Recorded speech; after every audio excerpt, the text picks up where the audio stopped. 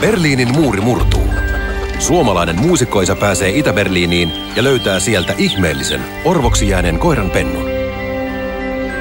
Hyväsydäminen isä pelastaa pennun ja vie sen Suomeen lemmikiksi tyttärilleen. Pienestä murusta ja myrskystä tulee erottamattomat. Ei sun isä ja äiti ja sisko tule kuolleet. Niistä on tullut tähtiä. Hei Myrskyn isä ja äiti.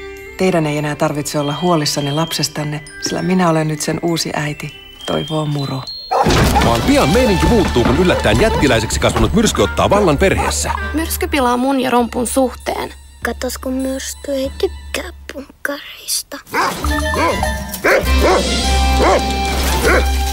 Perheen miettiessä, asuuko heidän kotonaan hirviö, myrsky laajentaa reviiriään. Anteeksi, että mä myöhässä, mutta mun koira lähti seuraamaan kouluun.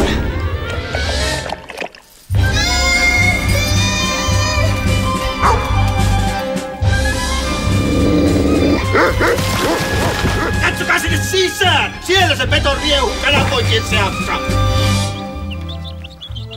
Kun eläimet haluaa vaan ruokaa ja olla rauhassa, mutta ihmiselle se ei riitä.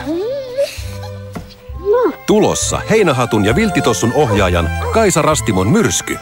Elokuva pienestä tytöstä ja suuresta koirasta, jonka tehtävänä tässä maailmassa on suojella rakkaimpiaan.